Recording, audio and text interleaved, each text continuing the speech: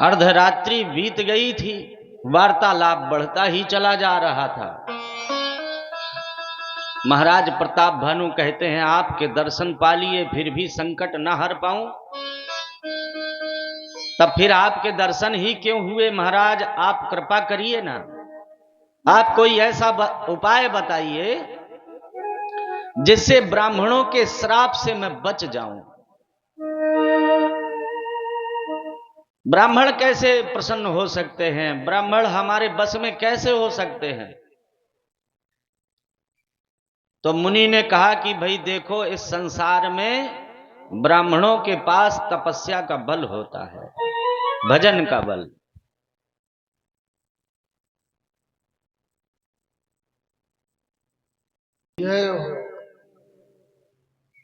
तपस्या का कैसा बल है, बोले तप के कारण ही ब्रह्मा जी सृष्टि का निर्माण कर पाते हैं।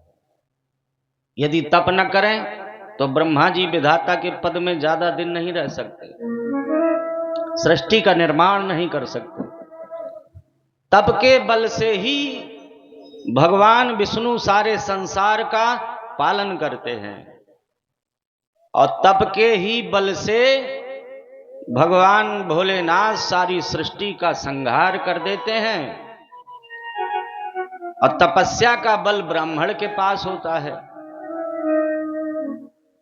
कोई ऐसा उपाय करो जिससे ब्राह्मण तुमसे प्रसन्न हो जाएं, बस में तो वो किसी के होते नहीं। तो महाराज प्रताप भानु ने पूछा कि जब बस में होते नहीं तो प्रसन्न कैसे होंगे। बोले प्रसन्न करने के लिए उनको भोजन कराना पड़ता है, अच्छे अच्छे मीठे पकवान बना के उनको घर में बुला के खिला दो, और जब वो संतुष्ट हो जाएं, महापूर्ण कर दें, तो उनके चरणों में अपने शीश को धर के कुछ भी वरदान मांग लो, ब्राह्मण मना नहीं करते। तो बोले आप बताइए कब निमंत्रण कर दिया जाए। बोले 1-2 दिन में थोड़ी हो जाएंगे। तो फिर बोले 1 वर्ष तक लगातार प्रतिदिन 1 लाख ब्राह्मणों का निमंत्रण करना पड़ेगा, भंडारा हम ही तैयार करेंगे। मुनि ने कहा तुम ये मत सोचना कि बनाएगा कौन, और सामग्री की तो बिल्कुल चिंता मत करना। महाराज प्रताप भानु ने कहा जैसी आपकी आज्ञा, लेकिन कब प्रारंभ करें। बोले अब आज तो नहीं, 6 दिन के बाद मैं तुम्हारे कुल पुरोहित कुल गुरु के वेश में आ जाऊंगा, और आज की ये रात की बात, माने राज की बात, 2 कान तुम्हारे हैं 2 कान हमारे हैं। अब किसी तीसरे तक बात पहुंचेगी तो 6 कान हो जाएंगे, इसलिए 6ठे कान में ये बातें न पहुंचनी चाहिए। लोगों को ये बात ही पता न चले, और 6वें दिन जब हम तुम्हारे कुल गुरु के वेश में आ जाएं, तुम्हारे कुल गुरु की चिंता मत करना, उनको तो हम कहीं ना कहीं छिपा ही देंगे। तुमने अभी हमारा बल देखा कहां है, थोड़ी देर में जब तुमको नींद आ जाएगी तब हम तुमको बल दिखाएंगे।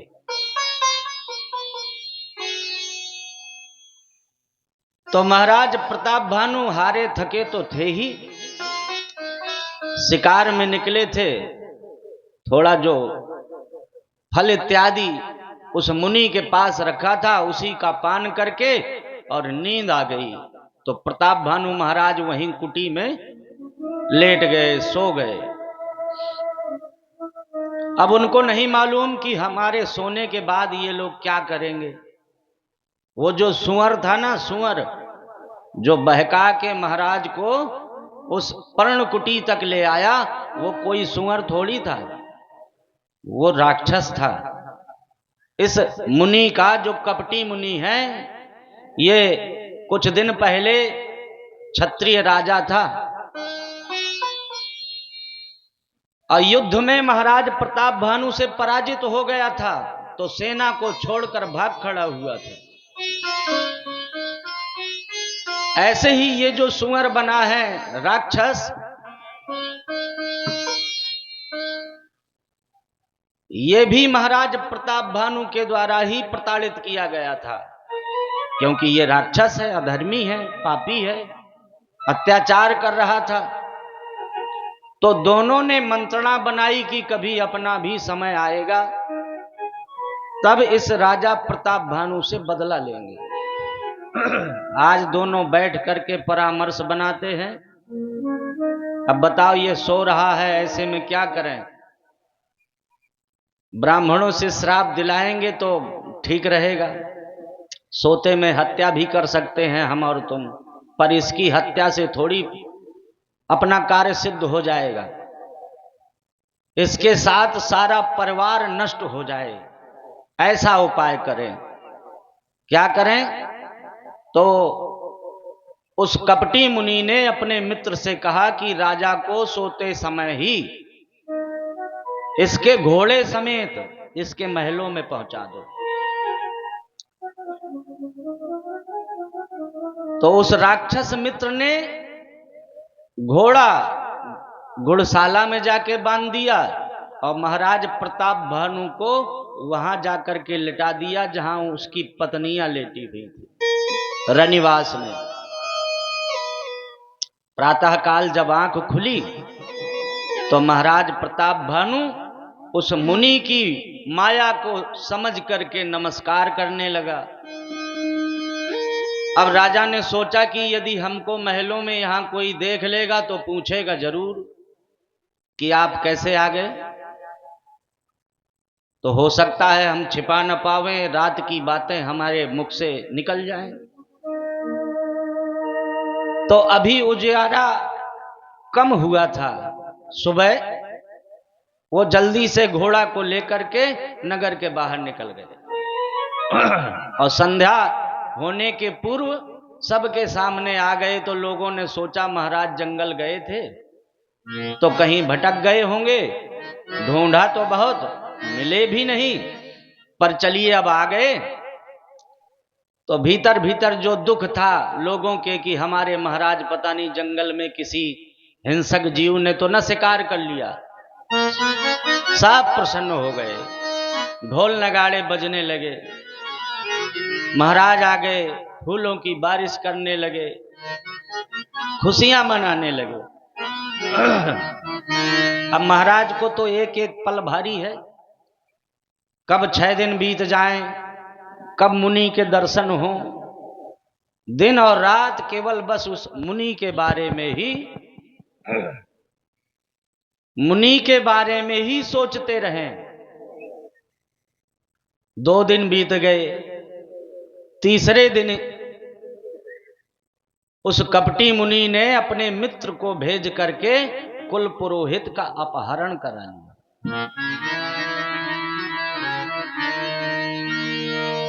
एक पहाड़ की कंदरा में उसको बंद कर दिया और स्वयं वो कपटी मुनि कुल पुरोहित का वेश बना करके राज दरबार में आ गया। महाराज प्रताप भानु को क्या मालूम, लेकिन जब कान में रात की बातें बताई तो प्रताप भानु ने दरबार ही बंद कर दिया। बोले अब हम अपने गुरुजी के साथ एकांतक वार्तालाप करना चाहते हैं, इसलिए दरबार यहीं पे समाप्त कर दिया जाए। सब सभासद अपने अपने गृह में चले जाते हैं और महाराज प्रताप भानु की प्रसन्नता की कोई सीमा न रही, क्योंकि जिनका इंतजार था वो तो सामने ही आ गए। भीतर ले गए रनिवास में, बड़ी सेवा करी, पूछने लगे कि अब यदि आप कह दें तो कल ही ब्राह्मणों का निमंत्रण कर दिया जाए। और ऐसा ही हुआ, ब्राह्मणों का निमंत्रण किया गया। 1 लाख ब्राह्मण रोज ही आना है भोजन के लिए। 1 वर्ष का अनुष्ठान प्रारंभ हुआ। उस कपटी मुनि ने भीतर जाकर के भंडारे में भंडारे की सारी सामग्री तैयार कर दी। आप लोग गिन न पाओगे, इतना भोग प्रसाद तैयार किया। 56 भोग ही सुने होंगे आपने, पर वो इतने थे कि गिनने में ना आवे, इतने प्रसाद तैयार करे। अब किसी को क्या मालूम कि उस भोग में, उस प्रसाद में ये मिला क्या रहा है।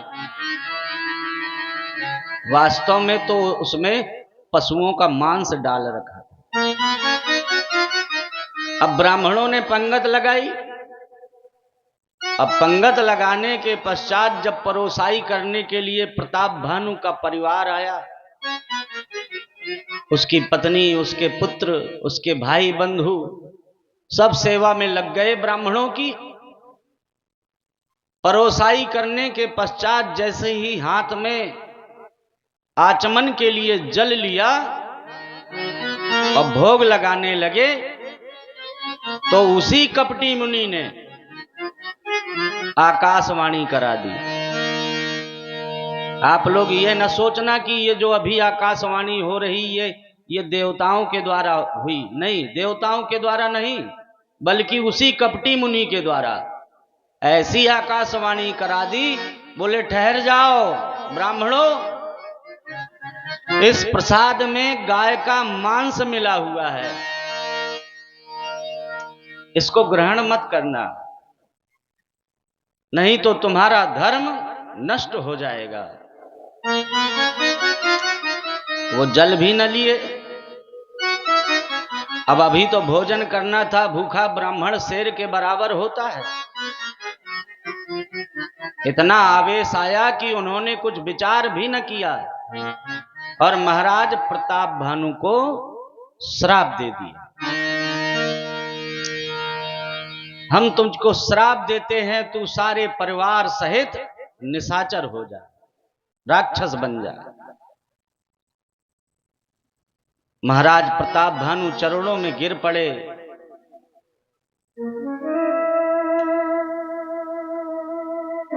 क्षमा मांगने लगे। भीतर दौड़ करके गए भंडारे में देखने के लिए, तो वहां कोई भंडारी था नहीं। अभी तो बहुत सारा भोग प्रसाद दिखाई दे रहा था, गिनती में नहीं आ रहा था, पर वो तो सारा माया का था।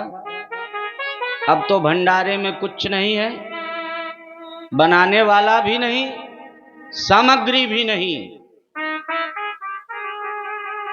तब बिलख करके रोने लगते हैं प्रताप भानु, ब्राह्मणों के चरणों में लौट जाते हैं, मेरा इसमें कोई अपराध नहीं है, और सारा वृतांत ब्राह्मणों से कह सुनाते हैं, कैसे कैसे कपटी मुनि ने हमारे साथ छल कर दिया।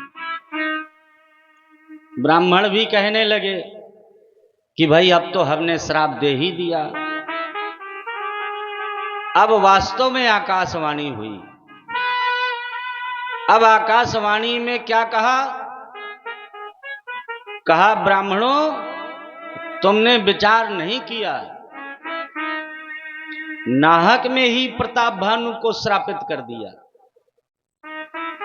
इसका तो कोई दोष था नहीं। अब सारे ब्राह्मण मिलकर के विचार करते हैं कि भाई श्राप तो दे ही दिया, ब्राह्मण का श्राप मिथ्या तो होता नहीं, क्या करें? बोले श्राप दिया है तो इसको अब वरदान भी देना चाहिए। तो वरदान भी दे दिया कि तुम्हारा उद्धार करने के लिए भगवान को धरती में आना पड़ेगा। भगवान आएंगे और तुमको, तुम्हारे सारे परिवार को अपने हाथों ही सद्गति प्रदान करेंगे। वो कपटी मुनि जाकर के अपने मित्र राक्षस के साथ और भी जो राजा विरोधी उसके मित्र थे, सब लोग मिलकर के 10 दिन के भीतर ही राजा प्रताप भानु के राज्य में चढ़ाई कर देते। युद्ध में प्रताप भानु, उसके भाई हरिमर्दन, उसके मंत्री धर्म रुचि, सबका नाश कर देते हैं और श्राप के मुताबिक कुछ दिन के पश्चात यही प्रताप भानु आगे रावण नाम का, कुंभकर्ण नाम का, विभीषण नाम का, ये जो विभीषण है ये प्रताप भानु का जो मंत्री था धर्म रुचि, रावण का सौतेला भाई, और जो छोटा भाई अरिमर्दन था वो कुंभकर्ण बन गया और स्वयं रावण बनकर के संसार में अत्याचार करने लगा। आप लोगों को सुनकर बड़ा आश्चर्य होगा, क्योंकि राम जी के बारे में तो सभी जानते हैं कि वो उत्तर प्रदेश में ही अयोध्या में पैदा हुए, पर थोड़ा सा हम अब रावण के जीवन में प्रकाश डालते हैं। अब राम जी को आना है ना, तो बिना रावण के राम जी कैसे आए? तो रावण का थोड़ा सा आपको जीवन चरित्र सुनाते हैं। बोलो राजा रामचंद्र भगवान की जय हो। जैसे सूरज की गर्मी से जलते हुए तन को मिल जाए तरवर की छाया, सूरज की गर्मी से जलते हुए तन को मिल जाए तरवर की छाया, की गर्मी से जलते हुए तन को मिल जाए तरवर की छाया, ऐसा ही सुख मेरे मन को मिला है मैं जब से शरण तेरी आया, मेरे राम आया मेरे राम। सूरज की गर्मी से जलते हुए तन को मिल जाए परवर की छाया,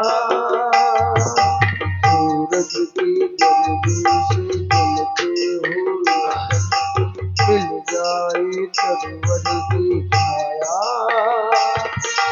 ऐसा ही सुख मेरे मन को मिला है मैं जब से शरण तेरी आया, मेरे राम आया मेरे राम।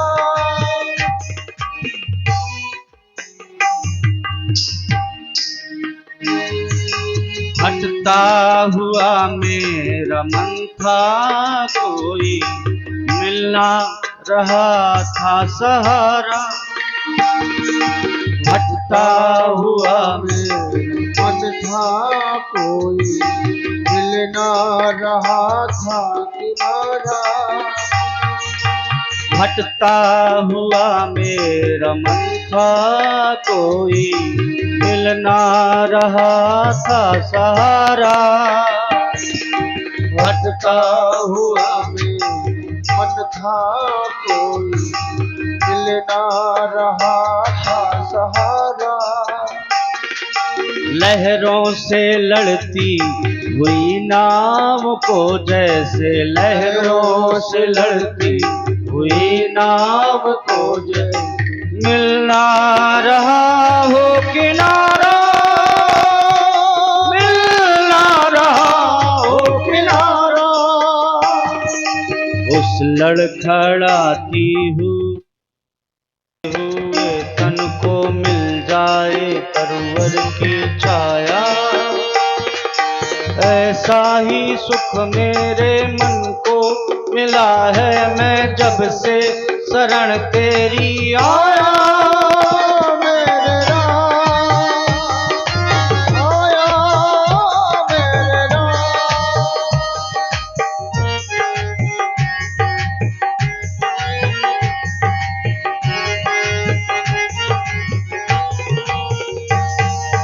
शीतल बने आँख चंदन के जैसी राघव कृपा हो जो तेरी, शीतल बने आँख चंदन के जैसी राघव कृपा हो जो तेरी, उजियारी पूनम की हो जाए रातें, उजियारी